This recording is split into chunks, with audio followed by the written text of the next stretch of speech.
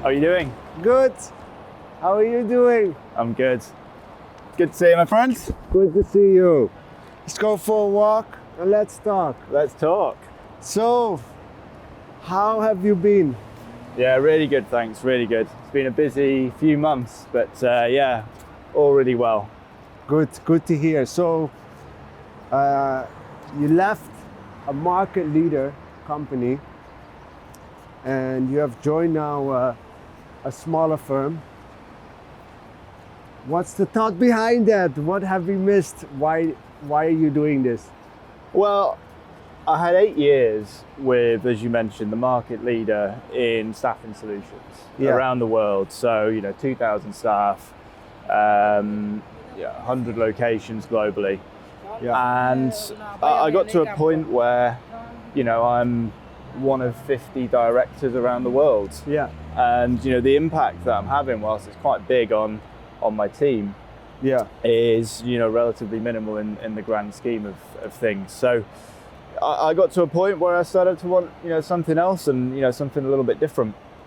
And the opportunity came up to join WeConnect Energy, who are, on a very different scale to the business that I was with previously. Yeah. But the opportunity was massive. The ambition was absolutely huge. And the opportunity to have an impact on maybe a smaller bunch of people was significant, and it was something that I really wanted to do. So it's definitely not an easy decision to leave a company you've worked for such a long time. Yeah. But yeah, I decided to take it. They were the same company you joined with when you came to Dubai, right? Absolutely, yeah. Same company, various different positions throughout the organization over such a long period of time. Yeah. And I'm sure, you thought about it well, because it's such decisions are a little bit of a jump in the dark. But if you don't try, you will not find out, right? I got to a point in my decision making where I felt, if I don't do this, I'm going to regret it either way. Yeah.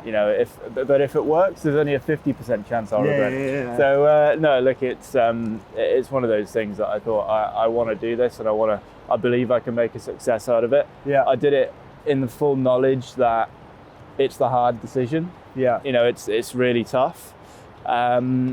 And it's probably the harder choice in life, but also sometimes the benefits outweigh that. Yeah. There's the potential benefits in 2 to 5 years time when we look at what we've taken the business from and to. Yeah. I really wanted to kind of sit there in 5 years time and be proud of that. Yeah, of course. And if like you said, if you don't try it, you will never find out. You will always be what if. You'll always wonder what if. Yeah. You'll always wonder what if, absolutely. And okay, so it's exciting because a change brings energy, and I know you like things that excite you and bring energy and movement. One of the things that you like to do as well is public speaking. Absolutely, that's why I'm here. Yeah, one day you started, you came up on the crowd for the first time. How was that experience for the first time to be in front of a crowd, and how did you feel about it, and how did it go? Yeah, it's a really interesting question, and it's something that I've thought about quite a bit recently, because I'm not a natural public speaker. Yeah. I don't know anyone that is a natural public speaker. Yeah. I think everybody is, ultimately terrified of speaking in public. I read something yesterday that most people rank public speaking as worse than death. Yeah. They would rather die than have to speak in public. Yeah. And that definitely wasn't me. But I was somewhere on that on that sort of spectrum. But for me, the first time I stood up there, you get imposter syndrome. Yeah. There's no doubt about it. You stand up there, and I think I was presenting at a conference or something like that, and you sort of look and think everybody's just going to think what I'm saying is absolute nonsense. These thoughts in your head, they're in the back of your mind, and you think, I know I can deliver this presentation or this keynote or really, really well to the best of my abilities. Yeah. But you think, what if everyone's just looking at you thinking, he doesn't know what he's talking about? Yeah. when you sit up there, that's when it goes one way or another for people. People either look and they think, everyone's going to understand what I'm saying and everyone's going to believe what I'm saying, or they start to doubt themselves. And when they doubt themselves is when, you know, they go on a negative spiral. Yeah, let's sit here for a bit. So from my point of view, I went the right way. I sort of realized that people were paying for my expertise. Yeah. People wanted to hear what I had to say. And so from there, you know, you end up getting a lot of confidence from it. And the next time you go up and speak, you bring that mindset in. You know, people want to listen to what I have to say. They're here to hear what I have to say. So how powerful was that to walk away from that experience, having this idea first about what would go wrong, and then having this first-hand experience of how it went? It's really powerful. It's just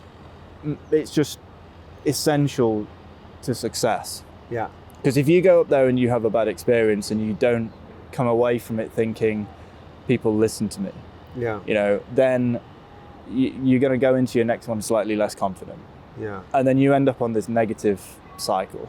Whereas for me, you know, I probably had a positive experience, so I ended up on a positive cycle. So the next time you perform slightly better than you did the time before. So each time you get progressively sort of further up on this cycle of success.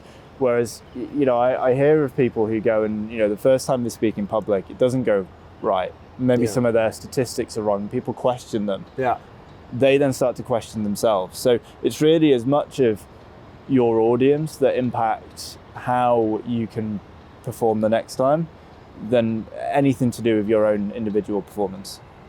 Yeah, that's very fair assessment that you make. And in your experience, because you're such an expert in recruiting, and that's also what you talk about during the public speaking, what are things that you see are common mistakes that are being made in the recruitment energy sector, and what are some tips that you can give people for the industry or people that are looking for jobs in that industry? I mean, people who are looking for jobs, look, there's a massive talent shortage within renewable energy. Everybody knows about it and everybody's talking about it. The problem is people aren't doing anything about it. That's the big challenge that we have right now. I go to conferences all the time and people are scared about the next 5 years. People are scared that there won't be enough people to fill the jobs that are coming up, particularly in things like hydrogen and offshore wind, which is why in my new organization, they're the two markets that we've chosen to develop, because we know that in 3 to 5 years time, there are going to be problems. The challenge that we have is that it's much easier for people to just steal people from their competitors and pay them a little bit more in the short term. Much easier for companies to do that. The problem with that is eventually everyone ends up earning 3 times as much, and there's a really limited pool of people who then earn a fortune, and there's no kind of second tier. There's nobody else in the market coming through, and there's no development of talent, the next wave of talent that are coming through. So what we've always tried to do is partner with our clients and our organizations to develop that next wave of talent that are coming through the market. Unfortunately, that requires the support of our clients and our customers, and not everybody at the minute is willing to do that, because at the minute it is easier just to pay a 20% premium and take someone from the project that's being built down the road. What we need to be doing is we need to be helping people to transition from other industries into renewable energy. There needs to be incentives in order for companies to do this. And the incentive, unfortunately, can't just be in 5 years' time there's going to be a problem. Because if that's a problem in 5 years' time, people just, they kick the can down the road and we worry about it tomorrow. But there needs to be a real pain for people that aren't doing this now. I like that a lot, that you're highlighting that taking from other companies is not a solution. That should be an influx of new people. Yeah, I mean, it is a solution, and it does work. I think ultimately we shouldn't shy away from that fact that there needs to be a cross-pollination of experience and skills. And actually, sometimes it's a real positive for the industry, because you get someone who's always done something one way, who's worked for one company, going to work for another company, and that knowledge and skill then gets cross-pollinated. But it can't be the only solution, because ultimately we run out of people. We can't recycle the same people over and over and over again. That's true. Let's go for a little walk. So as you are experiencing more and more life in the corporate world, I feel you are a person that is having the personality and the standard where you say, if I say something, I do it. Absolutely. Now, why is this so important, and how come this is not common not just in the industry, but in general in business? That's a really good question, and I'm glad you asked it, because I think leading by example is something that is absolutely mandatory and essential for all leaders. And unfortunately, it just doesn't always seem to be the way that leaders run their businesses. A lot of the time, people can get into a leadership or into a management position and they think, then I've made it, it's time to put my feet up. Yeah. And actually, that's probably the time when you need to be working even harder. Mm-hmm. It's a really challenging time for for any leader, is to realize that when you're managing a team, you've still got your own responsibilities and duties. Yeah. But you've also then got to take care of however many people are under you in your team. I've always wanted people to look at me and see me as an example, see me doing all the right things. So I'm never going to sit and ask a team to do something that I'm not doing myself, or I wouldn't do myself. So I think people always need to bear that in mind when managing and leading a team is, are you a shining example, or are you giving examples of what you did 10 years ago? Because if it's, well, I used to do this when I was in your position, that's not going to cut it. What you need to do is you need to be saying, let's all roll our sleeves up and get this job done together.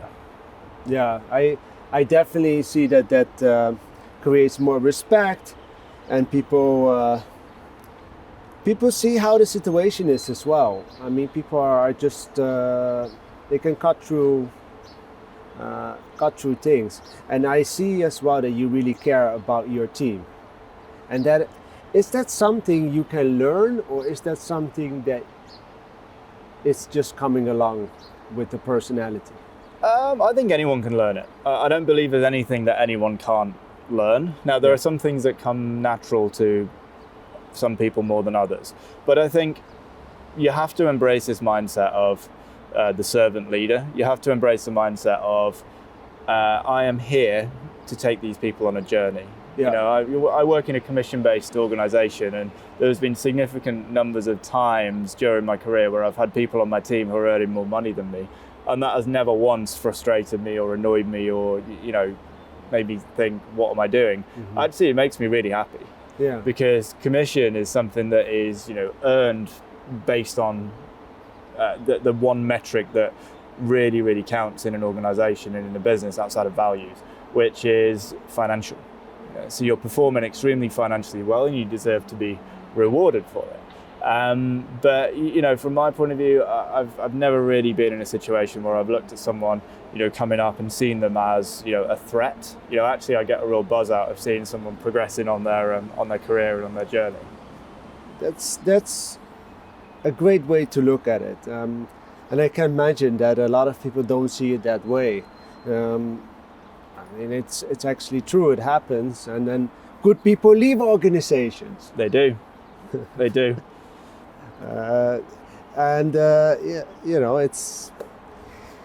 It's a common thing that happens, but still, I also believe that if you treat people well, you give them the right environment, they develop, they grow, and they accelerate.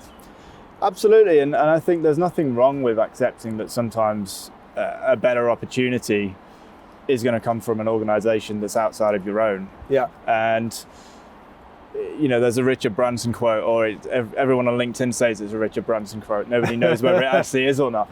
But it's, treat people good enough so they can leave. Train people well enough so they can leave, but treat people good enough so they stay. Yeah. And I think there's a lot to learn from that. But ultimately, there's no shame in people working for your organization for quite a long period of time, and then going off and doing great things with their lives. Yeah, I like that one, and I think that aspect is forgotten sometimes, that people are just humans as well, and employees are. And everyone's got their story, and people's lives move on and change a lot during the sort of the period of time that they're working for you. Even if that could be over 2 years, it could be over 5 years, 10 years, it doesn't really matter. But ultimately, people's lives change and move on. Yes. They do indeed. Let's go to your place, Daniel. You've invited me over for coffee. I'm excited to come to your place. Let's go have coffee. Yes.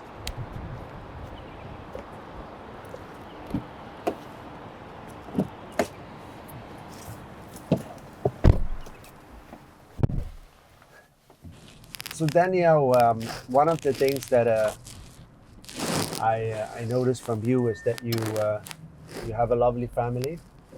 Yeah. And I just was wondering, is this something that you always wanted? Having a family for yourself, children, or is this something that you in life progressively came on your path? Yeah, I think it comes in later life. I probably never thought to myself, I'm desperate for a family. Mm-hmm. But I got to a point where, sort of early to mid 30s, there's something missing. And you don't quite know what it is, but you know that, you just feel like there's something that's not there. And then the kids come along and you realize that it's them. But you don't realize that that's what's missing until it's there in your life. Now, having kids is hard. I think we need to be 100% honest on that. Yeah. It is really, really difficult, particularly when you're both working. Both parents are working. Yeah. And particularly when they're so young. Yeah. I've definitely got to a point now where my kids are 3 and 2. My oldest is nearly 4 years old, and it's starting to settle down and get a bit more. Just get a bit easier. They play together a little bit more now, but still, it's really, really tough. But I never, as a probably mid-20s person, thought I want to be a dad. It's something that really just sort of creeps up on you. Yeah, and you pointed something out, which I think is very relevant. Like for 2 working parents to have young children and to still try to do well in your career, to balance that all, that's I think partially the hard part as well from parenthood. Yeah, balancing is really difficult, and I think just from an hours perspective, the amount of hours that you've got to put into a job, it's really challenging as a parent. There's times when you get criticised for leaving at 5:30 on the dot, but you want to leave at 5:30 on the dot because your kids go to bed at 7 o'clock. So if you get home at 6, then you only get an hour with them. Yeah. But there's also times when I've been logging back online at 8 o'clock, and that was a significant part of my last job. Was leave work on time. Probably have people looking at me thinking he's leaving work on time all the time, but then they never really see the sort of online from 8 until 9:30 most nights. Yeah, and then you need focus and attention for your work to make it also work. Sometimes that's just really needed, but then that you don't want to take it too much away from your children, and then feel a little bit that guilt when that happens too often. But at the same time, you're also trying to accelerate your future for later, for that benefit as well. It's a big balancing act, and I think the one thing that people don't talk about or reference very much is the kind of the different perspective and value add that a parent can have on a work point of view and a work perspective.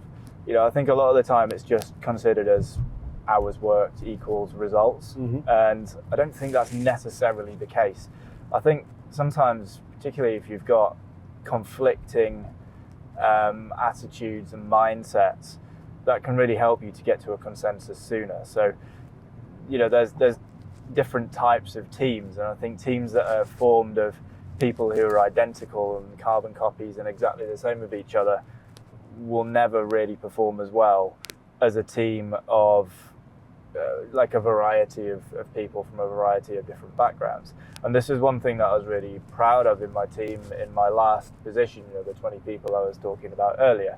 Yeah. There were 9 different nationalities, all different ages from, sort of like mid-40s down to early 20s. And I think, the kind of the difference of cultures and attitudes that came as a result of that really helped us to be a really high performing team. I look at some other teams that are carbon copies of each other, and people all from the same background, all have the same mindset, and leaders sometimes try and just mirror themselves in the people that they hire. Whereas for me, that's never really been the case. It's always been, let's try and get a mix and a variety of as many people as possible that are going to challenge me. Yeah. Oh, that is a very good point you're touching on, and Dubai is diverse, very great place. You can see it as well if you go to drop off your kids at school or nursery, and you see the amount of children in class, or you go to the supermarket. No matter where you go, you see a variety of demographics. Why not having also a variety of demographics in your company, in your team? Yeah, I think we need to, and you see a lot of companies in this part of the world that are just one nationality. Yeah, and I think they're missing a trick. And the MOHRE are now starting to cut down on that as well. They want diversity in the workforce. They don't want companies that are just all the same passports. But people need to understand that that's not something that's coming from the government and you have to follow. There's actually a real benefit to that. There is, and to have different perspectives means also you will uplift each other. Yeah. Somebody will come in with a tip of an advice. Somebody will say something.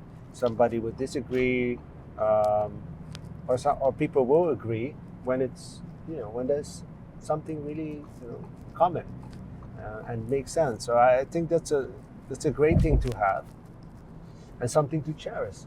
Absolutely.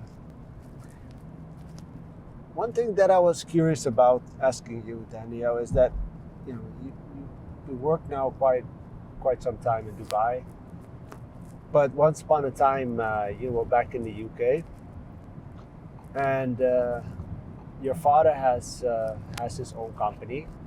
Your brother has taken over your father's company. Why is Daniel not in the company? What happened there? I left the UK around 12 years ago, and I basically had my first job in recruitment. Worked in London for a couple of years, and I'd spent the last, I don't know, maybe 4 or 5 years before then just summer hopping. I'd always had I'd not experienced the British winter for a long time. And the weather really got me down in the UK. So I got to a point where I thought, what, I want to go and live overseas, and that's my goal for my career. And I jumped on a plane and moved to Western Australia when I was 26, and then 4 years later ended up in Dubai, and I've been here for 8 years, and I think the amount of time that I've spent outside the UK now really means that all my business network is here, all my contacts are here. What I know as an industry is the energy industry, and I just think it would be really, really difficult for me to go back to working in Yorkshire in the UK. I think the pace of work and the pace of life would be very different. But I do look at my brother working in the family business, and I do sort of feel a little bit of I don't want to say jealousy because that's the wrong word, but I do feel a little bit of like maybe I should have gone and done that. Mm-hmm. But ultimately, I look at the life that I built here in the Middle East, and I look at the opportunities that present us here in Dubai, and I'm really, really happy that of where I am. Yeah. And what did your father do? What is the company that your brother took over? He was a mechanical engineer, so they run a management consultancy on lean manufacturing and manufacturing excellence. So they support businesses in the Yorkshire area to essentially get more efficient in their manufacturing processes. So they go in and support a vast number of different clients, and do projects that are sometimes funded by the government, sometimes not, mm-hmm. to help develop manufacturing in the Yorkshire area. Okay, it's a thing, to leave and to pack your bags and to go away from security. I mean, my family also has the family business back home, so I know how it is to walk away from that. But you also mentioned that you like the different environment, different weather. You just felt this was not for you. And going to Australia, it's a sunny country as well, right? Maybe that played into your decision as well to come to both Australia and Dubai. Yeah, absolutely. And the weather has always been a significant part of my decision-making process. And I spent the last 2 weeks in Scotland, in the UK, in January, and it was cold. Yeah. And I really felt it. I felt like it affected a lot of things, energy levels, and not necessarily mood, because I was happy to be there, but definitely the amount that you've got to give, I think, is particularly for me, quite a bit lower in a colder climate. It is. I remember having a beer, not last December, but December before, in the Netherlands with a group of people that I knew, that I grew up with, and one of them has a travel company, and he travels a lot. And he was like, guys, between like end of October till like end of April, nothing happens here in the Netherlands. Like nobody has barbecue, nobody calls each other over. Yeah. It's like empty. It's like a hole. You kind of go and hibernate for the winter. Yeah. It's like, why are people hiding? He said, that's the time I like to be away, specifically that. And I was thinking about that. That struck me because I started to reflect back on my time as well, living in the Netherlands, in a colder environment, rainy, especially in the winter, and then compare that with Dubai, where the sun is shining every day. I mean, it can get a little bit hot sometimes, but it's definitely pleasant. I mean, we have the summer where you basically don't go out for 3 months, and the Netherlands maybe has the winter where you don't go out for 3 months. But I think as Dubai develops as a location for people to come on holiday year round, the amount of things that there are to do in the summer inevitably is going to increase. So Daniel, one of the other things I want to touch on was that you have been a top athlete, or an athlete on a high level when you were younger, if I may say it like that. Yeah, we shouldn't shy away from that fact. We're all clocking up a few miles. So, a couple of questions I wanted to ask you about that. Like, first of all, for the audience that is listening, like, what kind of athlete were you? How did you transition into the corporate world? And how do you feel? And do you miss it? Yeah, so I was a triathlete. So I swam from being, very young, sort of 5 and 6 years old. And I went up to be part of the British triathlon team, and then moved on to represent myself in half Ironman competitions. And I got to a point where I was definitely in the top sort of 50 in the world. So I was never sort of Olympic champion level, but definitely had a solid career out of it. And of course, I think it definitely does change your perception and mindset on a lot of things. And I think a lot of people who come from a sporting background, they ultimately do well in the business world because they have a performance mindset. And I think a performance mindset is something that is really well desired and sought after in the business world. Do I miss it? Yeah, I mean, I miss the lifestyle of just training out in the sun a lot of the time, and almost like the simple life of you wake up, you do your training, you eat some food, you go to bed, and you think about the next day. But I've moved on quite well into the corporate world since then. Again, my sporting background helped me to get my first job in recruitment in London. So that has been something that I'm thankful for. But I'm really happy with the journey of the last sort of 15 years of working in the recruitment industry and the opportunities that's afforded to me. I think if I look at where I would have been if I'd have stayed for another 4 or 5 years in sport, it would be very, very difficult to then catch up to where I wanted to be. So how did you get your first job when you were still an athlete? It's a long story. We have time. I was in South Africa training, and I was just really, really tired. So there was a race that was in Abu Dhabi. The Abu Dhabi race, I didn't perform as well as I felt I should have done. And, I got to a point where I needed to have some time out of the business. And I got to a point where I thought, if I take 6 months out, financially it's going to be very difficult for me to catch up. And it will also be, then, the next year is going to be difficult for me to catch up. So it just got to a point where I thought, maybe now's the time to move on and do something else.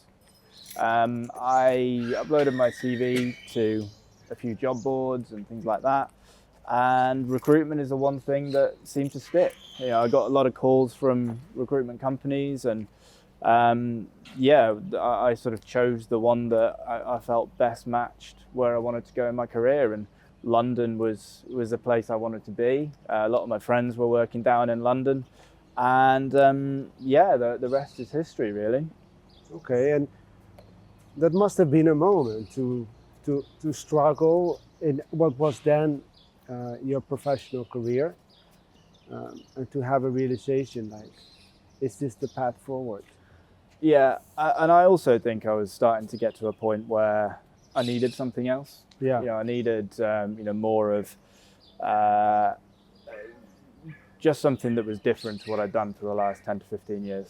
And a job was kind of where I wanted to go. And a lot of my friends, as I said, were in London.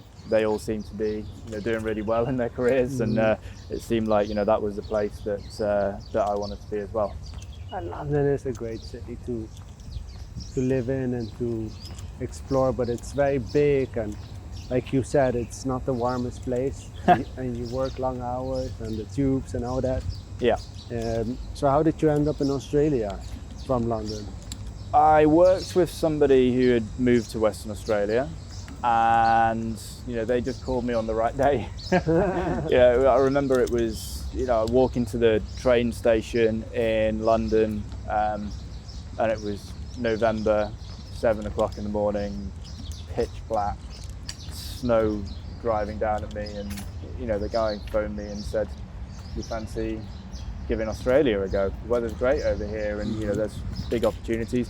The exchange rate was quite good at the minute, so when you compared an Australian dollar salary back to what I was earning in pounds, I'm like, significantly better. You never consider cost of living in these things. You never consider how much it's actually going to cost you to be there. And yeah, there wasn't really much more to it than that. I remember sort of thinking, yeah, I'll see if it's a go, and then it sounds like a good opportunity. I've never been to Australia before, but you know, it seemed like the type of place that I would like. Yeah. And yeah, just a couple of months later, got an offer, jumped on a plane, and there I was. Off you go. And at that time, you were still your wife was with you, right? Yes, we weren't married at this stage. Actually, we'd only met a few months before moving to Australia. So you know, what's the story there? How did you convince her? Did she come along to Australia? And if so, how did you convince her? I mean, initially it was going to be just me going. Yeah. And you know, we just started dating, and it seemed like, you know, it was going pretty well. So yeah, it just came up in conversation one day, and I said, look, I think, you know, I'm not going to ask you to come with me, but if you wanted to come with me, I think it would be really easy to, you know, to sort things out, and you know, I'd love you to be there. Yeah. And yeah, about a month later, she told me, yeah, I'm going to come and give it a go. And wow. I think from her point of view, you know, she was, you know, younger than me, maybe sort of 23, 24, maybe even younger. And it was kind of like, if I go there and it's not the right thing to do, I'll just jump on a plane and come back. You know, nothing lost. Yeah. Which I think is a good mindset to have. Yeah.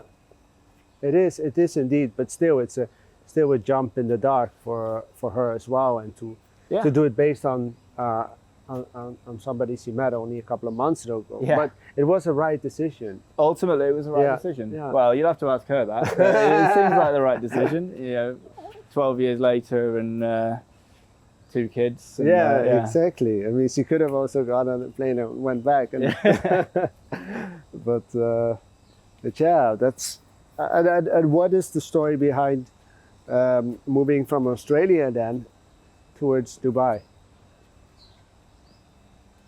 I got to the end of 3 years in Australia, and there was a decision to make. Do we stay in Australia and get permanent residency? Okay. Or do we go somewhere else and do something else? If we decided to stay and get permanent residency, that's another 2 years that we're in Australia.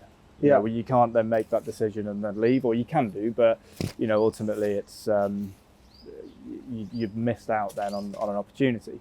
So the oil industry in Australia was struggling a bit in 2015, and we decided to just see if we could get an opportunity in Dubai.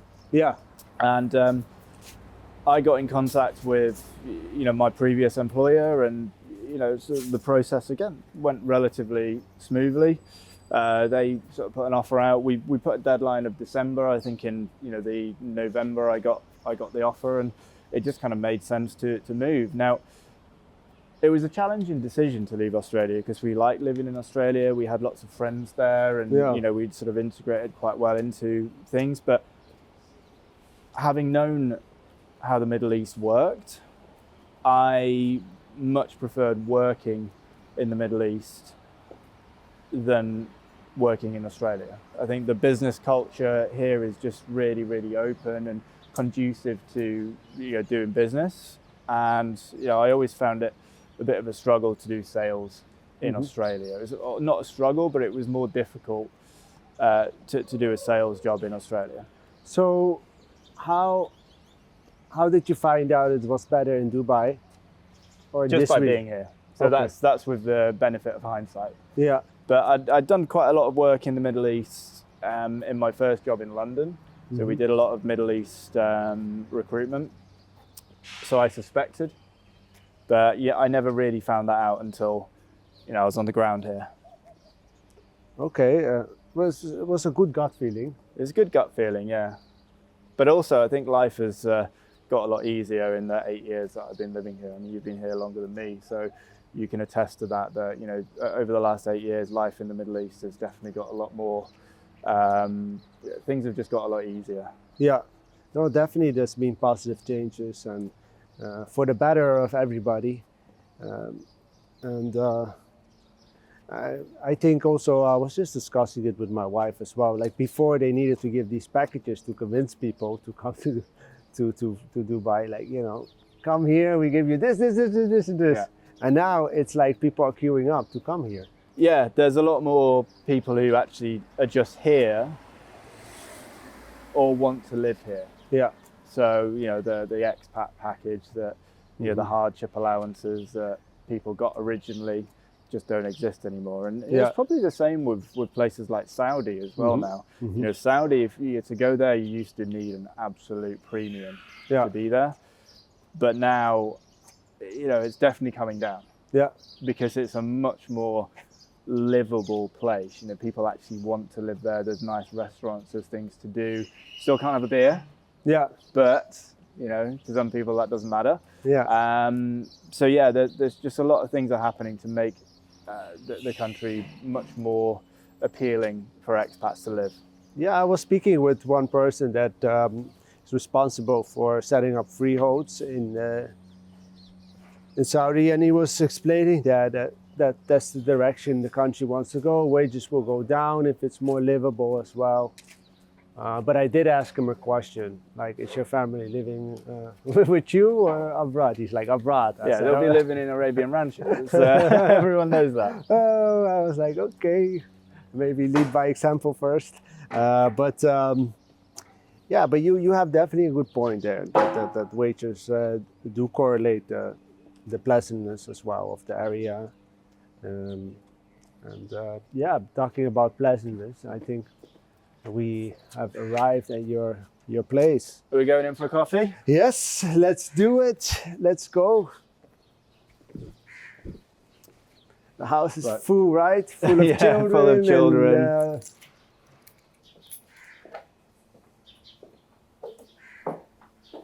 I don't know what awaits us in here, by the way, so it's a surprise.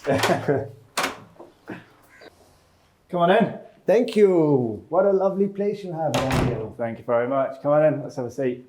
Yeah, so the kids are in nursery and school. Yeah, so nursery and school today. So Daniel, thank you for inviting me to your home. You're very welcome. Have some coffee. Thank you. And obviously this house is filled with life and in your life in general. Who are the most important people in your life and why? Yeah, I have my my wife and my two daughters who stay here with me, and that's our family over here. That's our network. Mm-hmm. And you have your family back home as well, your parents. Are you in touch with them a lot, or how is that being an expat being away? Yeah, so I have my mum, my dad, my grandma who's 93, and my brother and his wife and two kids. So we're in relatively close contact. I wouldn't say we're in contact every single day, but I don't think I would have been even if I lived back in England. So yeah, we talk a lot. Whenever I'm back in the UK for work, I always make a point of making sure I go up and see everybody. And I actually just got back a few days ago from a week in Scotland for work, and then a couple of days back down in Yorkshire with my family. Yeah, and you told me, I think you shared that you had 2 days, and one you spent with your parents and the other one with your grandmother who's 93. Yeah, I mean it was all a bit a bit of a mix mash of everything really. So I stayed with my parents. We went to go see my grandmother as well, and my brother and his family came up. So yeah, everything overlapped, which was nice. Nice to hear. And just out of curiosity, like your best friends, what would they say about Daniel if they would describe Daniel? What do you think they would say? That's a really interesting one. I think, a lot of my friends are quite similar to me in a sense. So, I've come from that same background within sport. So I think, driven and motivated is one thing. They'd probably give you some negative stuff as well. You'll have to go to them for that. But look, I think, from my point of view, yeah, everyone always sees I'm on a bit of a mission. I'm never sort of sitting still and just sort of sitting back and relaxing. It's always looking at the next the next project, the next thing to do. And I would like to think that people would look and say that I've made a pretty good go of coming out to the Middle East. Mhm. And for our viewers out there, what is the next thing for Daniel? What can we expect? This year is all about building up WeConnect Energy's low carbon and renewables division. That's my new company that I've just joined, and I think everything that I do this year is going to be focused around how can we build that business as quickly as possible. As I mentioned, going from a bigger organization to a much smaller privately owned company is something that comes with a lot of pressure, and it's something that I've taken quite seriously in terms of my dedication towards this. So I think that's going to be the big thing for this year is going out and seeing how quickly we can build this up, how quickly we can build a really high performing team and build a business that in that sort of 3 to 5 years time we look back and say, wow, I can't believe that came from where it came from.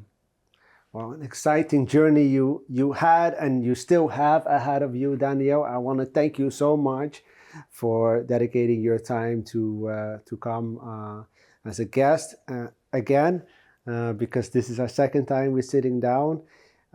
Just really grateful and thank you. Thank you.